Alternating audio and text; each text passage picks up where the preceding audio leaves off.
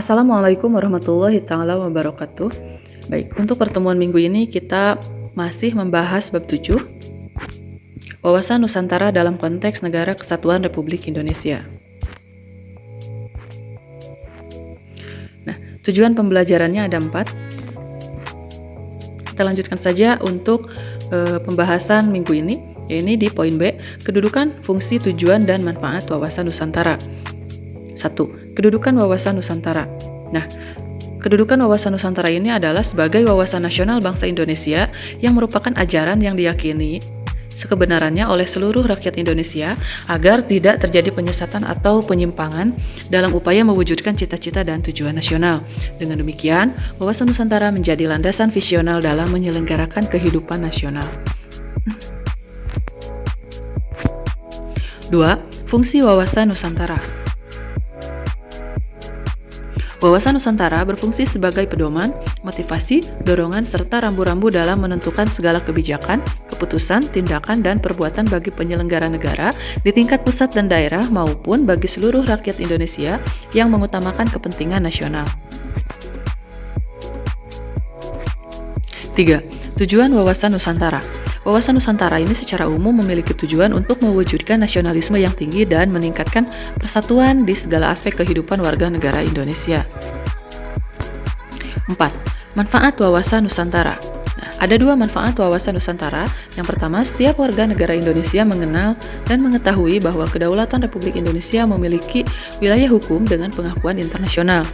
Yang kedua, setiap warga negara Indonesia wajib mempertahankan dan menjaga wilayah Indonesia dari ancaman, tantangan, hambatan, dan gangguan dari pihak manapun.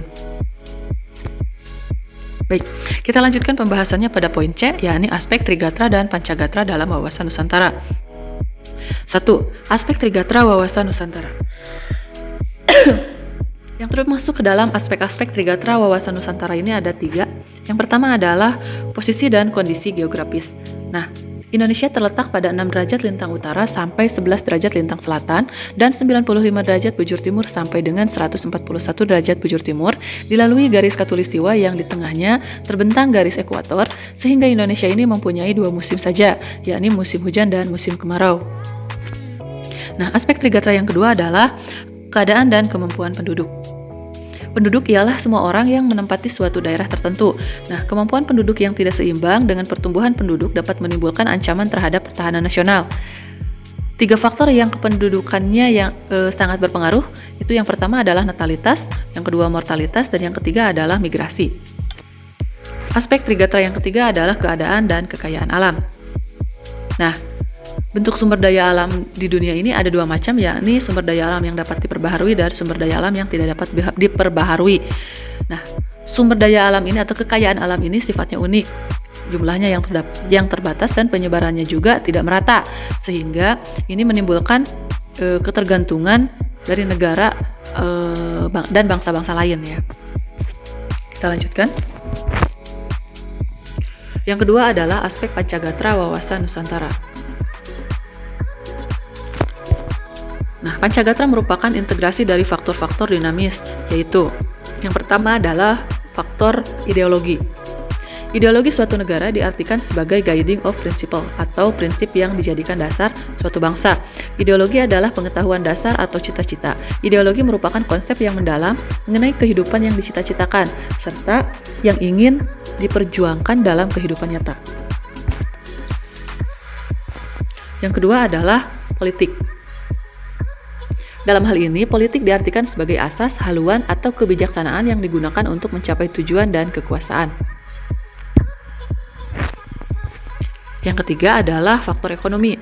Nah, kegiatan ekonomi adalah seluruh kegiatan pemerintah dan masyarakat dalam mengolah faktor produksi dan distribusi barang dan jasa untuk kesejahteraan rakyat. Faktor yang keempat adalah sosial budaya. Nah, sosial budaya dapat diartikan sebagai kondisi dinamik budaya bangsa yang berisi keuletan untuk mengembangkan kekuatan nasional dalam menghadapi dan mengatasi ancaman, tantangan, hambatan, dan gangguan, baik dari dalam maupun dari luar, baik yang langsung maupun yang tidak langsung, yang membahayakan kelangsungan kehidupan nasional negara Republik Indonesia berdasarkan Pancasila dan UUD 1945. Faktor yang kelima adalah pertahanan dan keamanan. Nah, pertahanan dan keamanan ini diartikan sebagai kondisi dinamik kehidupan pertahanan dan keamanan bangsa Indonesia yang berisi keuletan dan ketangguhan yang mengandung kemampuan mengembangkan kekuatan nasional dalam menghadapi dan mengatasi ancaman, tantangan, hambatan, dan gangguan yang membahayakan identitas, integritas, dan kelangsungan hidup bangsa berdasarkan Pancasila dan UUD 1945.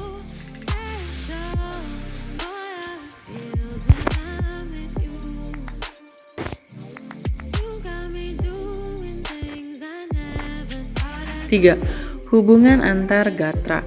Makna dari hubungan antar Trigatra dan Pancagatra. 1. Trigatra merupakan modal dasar yang dinamis untuk menciptakan kehidupan nasional atau Pancagatra. Yang kedua, merupakan suatu tatanan yang utuh, menyeluruh, dan terpadu. 3. Terjalin hubungan antar gatra dalam keseluruhan kehidupan nasional. 4. Kelemahan di salah satu gatra dapat mengakibatkan kelemahan di gatra lain. 5. Kekuatan beberapa gatra dapat didayagunakan untuk memperkuat gatra lainnya.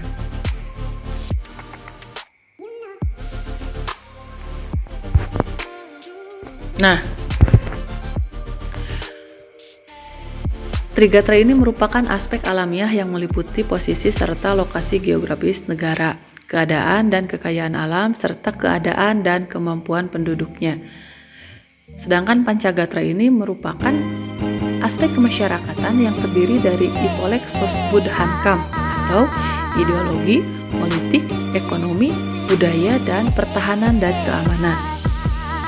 Ketahanan nasional pada hakikatnya bergantung kepada kemampuan bangsa dan negara di dalam mendayagunakan secara optimal gatra alamiah atau Trigatra sebagai modal dasar untuk menciptakan kondisi dinamis yang merupakan kekuatan dalam penyelenggaraan kehidupan nasional atau Pancagatra. Nah, ketahanan nasional adalah suatu pengertian holistik, yaitu suatu tatanan yang utuh, menyeluruh, dan terpadu, di mana terdapat saling hubungan antar gatra di dalam keseluruhan kehidupan nasional atau Astagatra. Sekian untuk pembahasan minggu ini. Terima kasih atas perhatiannya. Wassalamualaikum warahmatullahi wabarakatuh.